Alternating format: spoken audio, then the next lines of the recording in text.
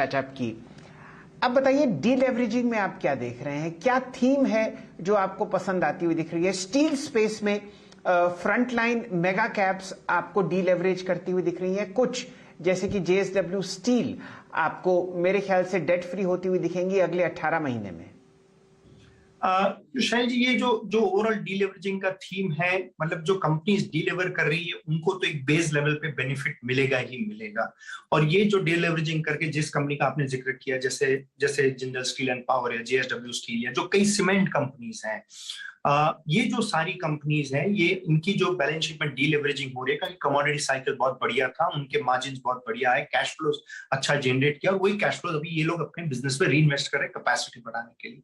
तो हमारी जो स्ट्रेटेजी है वो ये है कि जो कंपनीज ऐसे प्रोडक्ट्स बना रहे हैं, जो कंपोनेंट्स ऐसे बना रहे हैं, जो इन सारी कंपनीज के जो प्रोजेक्ट एक्सपेंशन में ये लोग सप्लाई करेंगे, वो सारी कंपनीज को देखना चाहिए क्योंकि इनके पास थोड़ा बहुत प्राइसिंग पावर है। जो कंपोनेंट्स बनाते हैं, जो प्रोजेक्ट्स इनके लिए जो बना के कैपेसिटी खड़ा करती है, तो उस टाइप की कंपनीज देखनी चाहिए डीलिवरेजिंग के चलते हुए। ये जो स्टील सेक्टर वगैरह है जो है, ये काफी वॉलेटाइल हो सकते हैं और हमारा ऐसा मानना है कि जो स्टील प्राइसेस की जो बढ़ोतरी हुई है, ये दैट इज बिहाइंड अस, मतलब ये अभी हो चुका है। ये आगे जाके हमारा ऐसा मानना है कि स्टील सेक्टर वगैरह इन्वेस्टर्स के लिए शायद इतने फायदेमंद ना भी हो।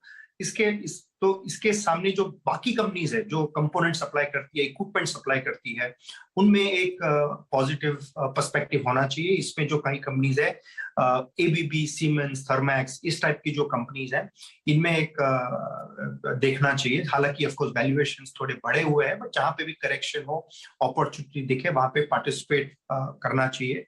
हमने हमारे पीएस में कंपनी ली थी जो त्रिवेणी टर्बाइन, जो हमने तकरीबन 6 महीने 9 महीने पहले लिया था, लेकिन अभी जो रिसेंट रैली हुआ हमने उसमें एग्जिट भी कर दिया क्योंकि जो हमारा प्राइस ऑब्जेक्टिव था वो काफी जल्दी आ गया।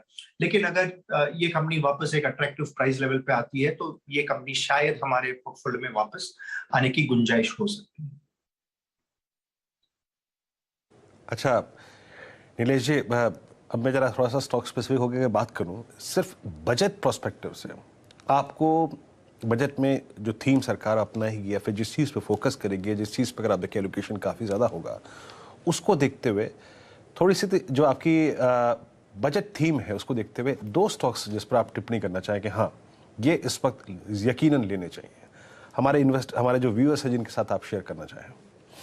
हमारा ऐसा मानना है कि जो बजट जो है वो काफी हद तक जो ओवरऑल हाउसिंग सेक्टर पे फोकस करेगा, क्योंकि हाउसिंग सेक्टर की जो एक मल्टीप्लायर इफेक्ट है इकोनॉमी पे, जैसे नई हाउस कंस्ट्रक्शन एक्टिविटी होती है तो सीमेंट का डिमांड होता है, स्टील का डिमांड होता है, बाकी जो चीजों का डिमांड होता है, लेबर का होता है, ये जो है बेनिफिट इकोनॉमी को एक मल्टीप्लायर बेसिस पे उसकी इफेक्ट आती है। तो हमारा ऐसा मानना है कि हाउसिंग सेक्टर को चलते हुए कुछ बेनिफिट्स वगैरह आ सकती है और जैसे मैंने कई कंपनीज की उल्लेख किया, वहां पे वो बेनिफिट आ सकता है। दूसरा जो जो डीकार्बनाइजेशन की जो बात हुई है, ये हमारा ऐसा मानना है कि बजट में डीकार्बनाइजेशन पे काफी एक काफी जोर दिया जाएगा डीकार्बनाइजेशन में, और जो कंटिन्यूस जो रिन्यूएबल एनर्जी क्षेत्र है या जो ईवी क्षेत्र है, हो सकता है कि उनमें और भी इनको एक बढ़ावा देने के लिए, एक स्टिमुलस देने के लिए कई और फिस्कल या मॉनेटरी बेनिफिट्स दी जा सकती है, शायद गुंजाइश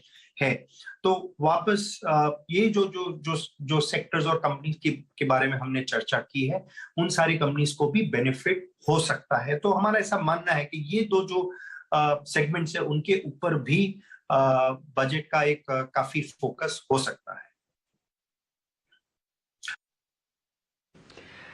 शाह साहब, दो थीम्स आप डिस्कस कर चुके, डीकार्बनाइजेशन और डीलेवरेजिंग। अब आते हैं डिजिटाइजेशन पर।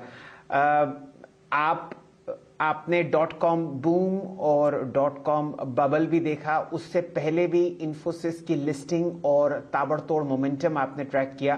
बताइए सन 2021-22 और यहां से 2-1 साल आगे तक अगर आप देख पाए तेजी की दूरबीन से, क्या आपको लगता है डिजिटाइजेशन की थीम्स में इमर्ज होता हुआ दिखेगा?